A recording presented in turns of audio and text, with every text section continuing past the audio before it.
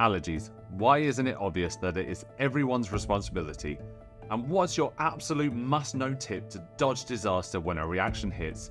We're cutting through the ignorance that turns serious health risks into upsetting jokes. This is about being ready, being proactive, and understanding that allergies impact us all.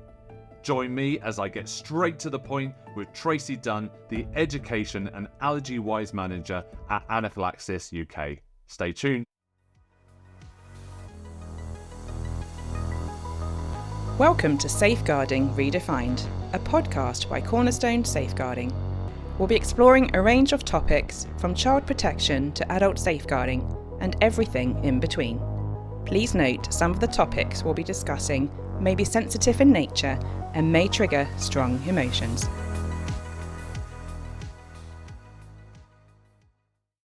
Hi Tracy, how is effective management of allergy prevention a safeguarding matter? Really good question. So everybody knows keeping children safe in education and working together to safeguard children. And actually, when you look at the definitions of safeguarding in there, it is really obvious that we need to be meeting the needs of these children, their medical conditions. We need to prevent impairment of their physical and mental health. And they need to grow up in circumstances consistent with the provision of safe and effective care. So managing a child's life-threatening allergic condition is crucial to keeping them safe. And we have to remember that allergy can be life-threatening. So therefore, we have to make sure they're safe. What are some specific examples of how a lack of allergy management can lead to a safeguarding incident? So in different settings like schools, care homes, or even within the family home. So a lack of thought and planning can lead to a child being in contact with their allergens by accident. And that is sufficient for a child to have an allergic reaction. Now, there is a myth around allergic reactions that you can predict their severity, and you can't predict their severity. It depends on a number of different factors, and it's not a sliding scale. Each reaction will be different than the previous one. And so nobody can sit comfortably and say, it's all right, they can just have a little bit, it won't hurt them. Nobody can tell whether or not that can hurt them or not. So for example, if you are baking and you are using some safe ingredients and some unsafe ingredients, just the transference of butter on a knife when you're mixing or a drop of milk can turn that cooking into an unsafe, potentially life-threatening situation for a child.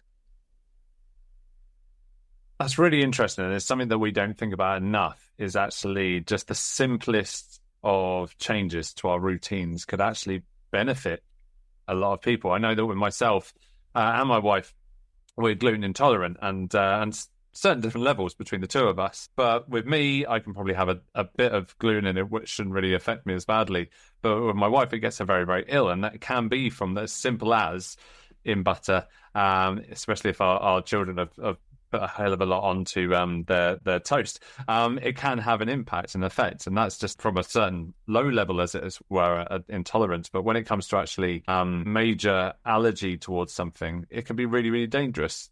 Absolutely, and that's one of the key things as well, is the lack of clarity between an intolerance and an allergy, because somebody will always recover from an intolerance as soon as they stop having contact with it. But there is no such guarantee that somebody will recover from an allergic reaction, because they can be fatal.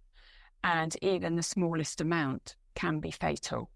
And so it is crucial that people understand those differences between the intolerance, celiac disease, and an allergy, because they're different systems in the body. And that is a fundamental learning that everybody needs to have.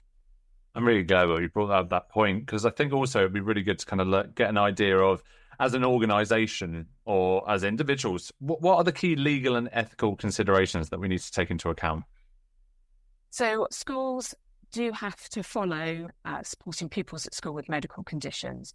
And that talks about the things that schools need to do to protect the children and protect the staff, because witnessing anaphylaxis is a traumatic event as much as it is traumatic for the person experiencing it. So it talks about the training, and it talks about the systems and processes that a school should have in place. But then, as I said, we've got working together, which actually keeps children safe. Whilst it's not explicit in the Equalities Act, often allergy is considered to be a disability.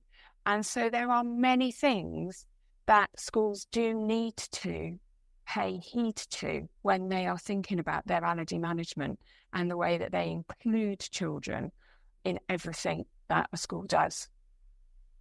Taking in like the young person's voice, or the in general, anyone who has an allergy, to actually gain an idea of how they feel and what they need to know. Very much so, because everybody's lived experience is different. And in the same way that we wouldn't categorize something like autism into a box, then we can't do that with allergy either, because it's individual, and the journey to learning that you are allergic will also be individual, and that will shape those anxieties that you live with. One of the reasons we invite guests on is because there are topics that they can cover that we believe that aren't covered enough. And this is very much one of them. I over the years, I haven't had that much training in this. And I haven't had many discussions either, to be honest with you. And it's such an important topic that is life-threatening and really should be spoken about a lot. My first experience of managing an allergy of sorts was with a student that came on a trip with me. I was a head of year, and I took, I think it was about 80 students, obviously not on my own. I had a number of staff, but I was in charge of looking after the students who had allergies. And this one specific student, she had a lot of allergies, and I had to carry around with me an ice cream tub full of the medications that they needed, either preventative ones or the if there was an allergy risk, that they had their AIs in there. And I remember one day we went to a high ropes course, and I said, all the staff, I said, look, this box is actually in my bag. If there are any problems, please do, go in there and then this is how you administer. Because I was going to go and walk with the students who were a little bit scared or worried about being on a high ropes course. So I knew that they would be the slightly slower group. And we were halfway round, and there was a good 20 minutes to get to the end of this high ropes course. And then somebody shouted out, this student thinks that they've eaten a nut. Now, I knew that they had a nut allergy. At that point, my kind of world fell apart a little bit. I had a very mild panic of thinking, how am I going to get down from here? I can't skip ahead of these people without completely detaching myself. And I had it in my mind going, I need to just dive for that rope, even if I'm not attached. But we managed to get somebody to come over with a ladder. They took their time. But I sprinted down the tree, which was quite high up. And I'll be honest with you, I am slightly scared of heights anyway. Tried to pretend at the time that I wasn't. And I sprinted. It was good 400 meters to get to my bag, only to realise that it wasn't in there, and it was in the coach. Now, the coach, for some strange reason, had decided to go off down the road, and cue another panic. But luckily, for some strange reason, some of her medication had actually fallen out in my bag from the previous day's trip that we had gone on, and I was able to give her that medication. And the reason why I raised that is because at the time I hadn't had adequate training. All I was taking from was the fact that the parent they'd written down a lot of notes as to what I was to follow and how to manage the situation. But the absolute panic that I had in the event of a situation meant that from then on, I was making sure that I was fully prepared. And this is what we're talking about today, is making sure that you're fully prepared in case something happens. Yeah, absolutely. It's so important to understand. Why is it crucial for individuals at risk of anaphylaxis to have their AAIs at all times? What are the potential dangers of not having one readily available? So the dangers are simply that a reaction can turn life-threatening within minutes, and life-threatening isn't used lightly. It is a condition that can lead to fatalities, and there have been fatalities in schools over the years. And in recent times, there have been fatalities out and about because people haven't necessarily had their adrenaline auto-injectors with them. An adrenaline auto-injector, so adrenaline is the key thing. Adrenaline during anaphylaxis, once it has been administered, will halt the progress of the reaction. And that's crucial, and it needs to be done in a very timely fashion. So when the adrenaline is administered, the airways are able to open a little better, so the swelling is reduced and the blood pressure is raised. But that is only one part of that management, is injecting the adrenaline. It's also the knowledge about the fact that the person needs to be still, and they need to be not moved, and they need to be led down, because this is how we ensure that that person is able to recover. And somebody who has had adrenaline because of anaphylaxis must always go to hospital for further monitoring, because even though they might start to feel better very quickly, they are still at risk of a second wave, a biphasic reaction. Typically, all of the adrenaline auto-injectors would have been used up. So in your situation that you described, if you hadn't have been, had fortunately the medication dropped out and it was on the coach, that situation could have turned fatal. And as a member of staff, you don't want that, do you?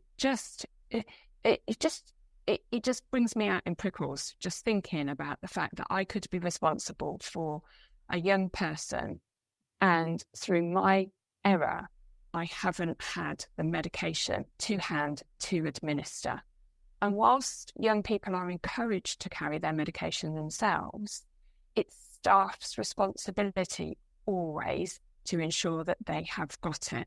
And actually, they need to be at an age and stage where they are competent to be able to carry it, and that it can't impede their learning. So there are so many things to think about whilst keeping that young person safe. I'll be honest with you, just recapping that story, which I haven't spoken about for a number of years, has left me feeling a little bit kind of like sweaty palmed, because actually genuinely it was quite a scary situation, and I've always been an advocate since for making sure that you are fully prepared in any eventuality when it comes to safeguarding. And Yes. it's probably from that, actually, I across the wall of whenever I've had an office working as a DSL, I've always had flowcharts on the board, because I know that in a time of panic that you can sometimes forget about what the actual process is. By having that flowchart there, very simple one, you can quickly skip through it and go, right, that's what I need to do in this situation. And that's just another way that I made sure that I was fully prepared. So if we ever went on trips in the future, I always had those flowcharts as well in a folder, so everyone had access to them. But it's funny how situations like that can actually trigger off a kind of like something in your brain where it goes, right, if anything happens in the future, I need to be prepared for it. And so you do tend to put that kind of extra vigilance into your planning. It is. You don't know what you don't know until you're in a situation when you need to know it. And it's not nice, I'll be honest with you. No, it's terrifying. Quite a few nightmares happened after that. So let's just change direction a little bit. Can you explain the emotional toll that managing a severe allergy can have on a parent or a caregiver, and what the anxieties might look like that they're dealing with on a daily basis? And also, how can that sometimes look to someone else? Absolutely. So if we start to think about how children and young people find out that they have an allergy, often there is a very severe episode or even anaphylaxis. And when you witness your child have anaphylaxis, it's terrifying. Even just thinking about the fact that anaphylaxis can happen, it's terrifying. Research says that 42% of parents and carers whose children have an allergy meet the clinical threshold for PTSD. It's really shocking when you stop to think about it. But then actually, what you're doing is you've witnessed your child have anaphylaxis.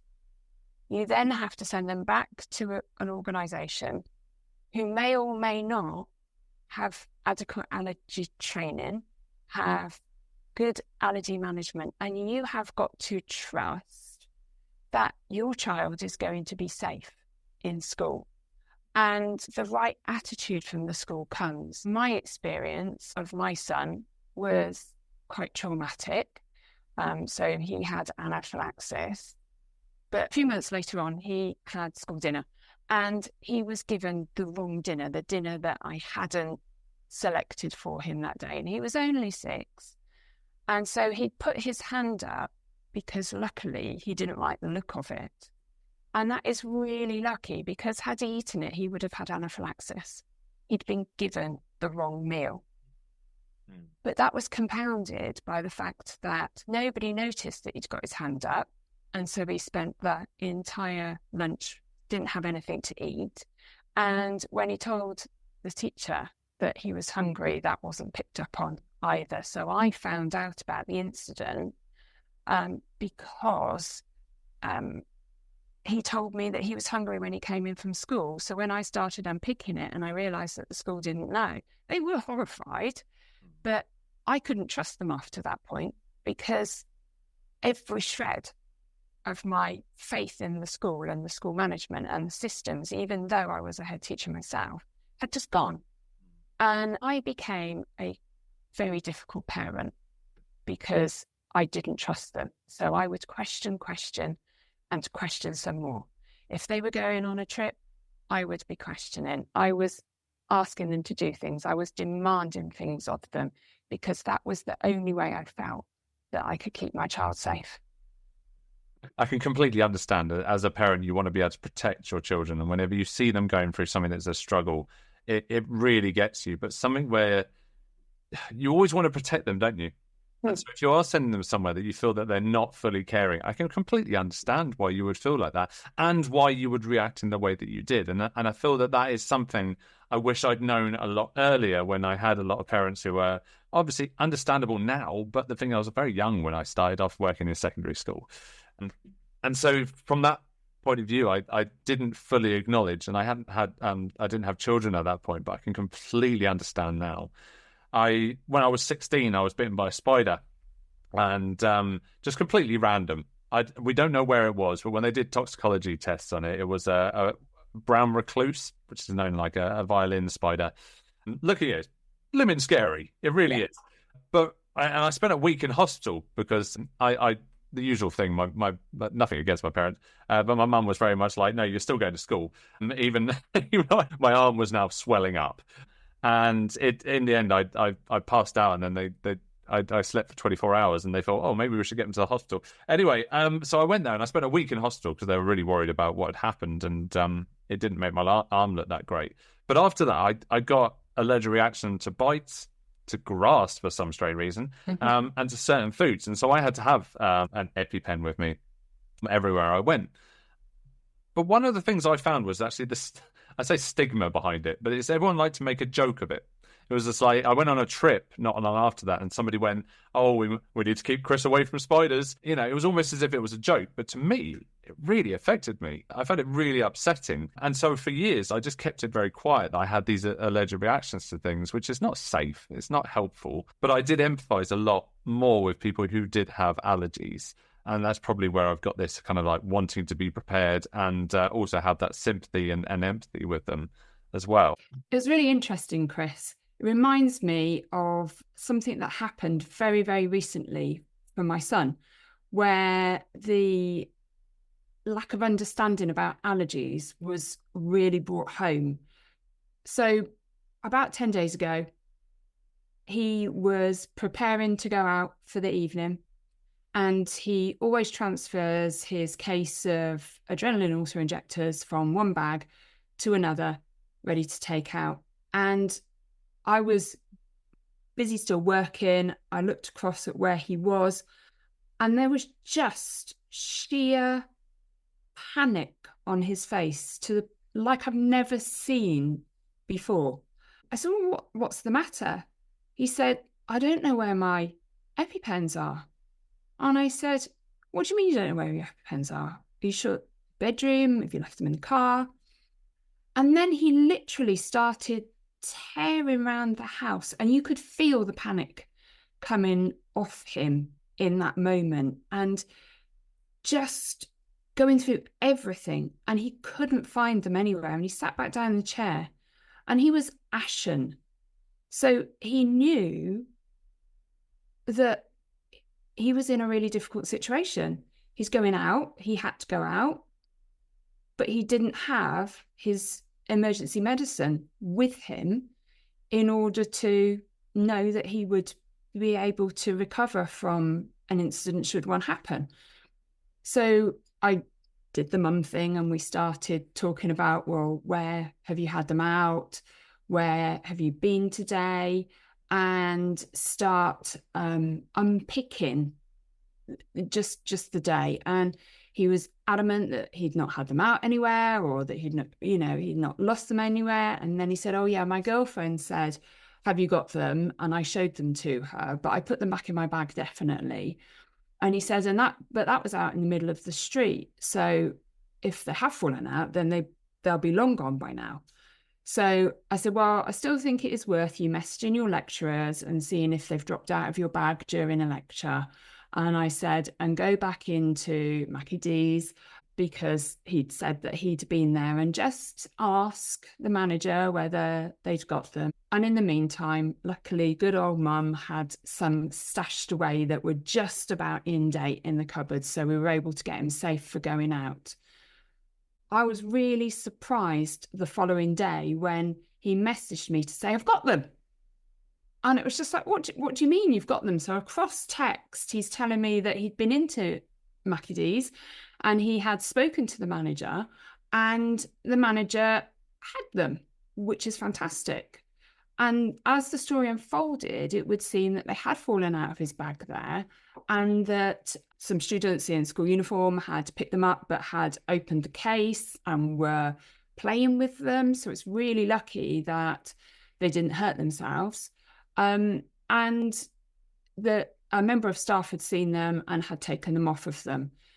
But what really surprised me was that despite the fact that there were telephone numbers in his case, they clearly didn't understand how important this medication was, because we didn't get a phone call to say, oh, I've got this and it's got your telephone number in there.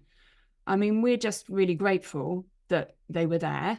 But it just goes to show the level of lack of knowledge that there is around allergy, anaphylaxis, and emergency medication. So everything worked out okay for us, but it could have been a really different story, and people just need to know.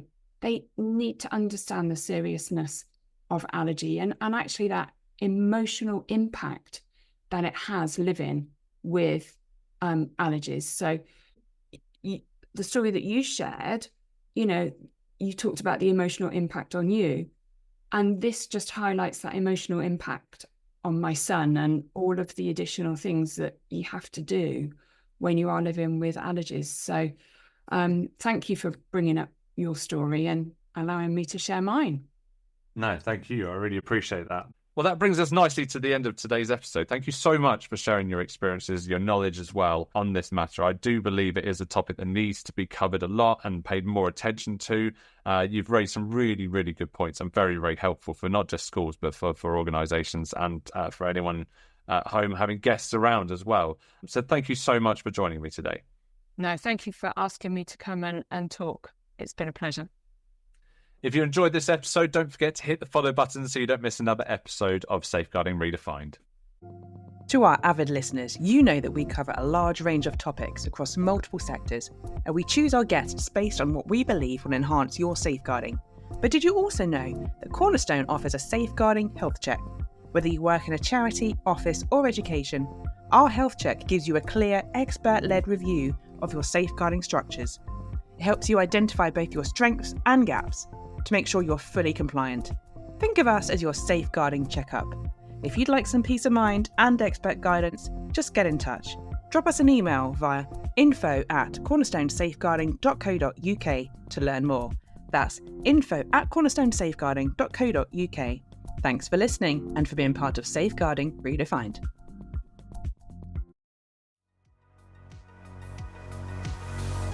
Thanks for joining us on this episode of Safeguarding Redefined. Remember, every voice matters. If you have a story to share or a question to ask, please let us know. To stay updated on the latest episodes and safeguarding news, be sure to subscribe to our podcast and follow us on LinkedIn or check out cornerstonesafeguarding.co.uk.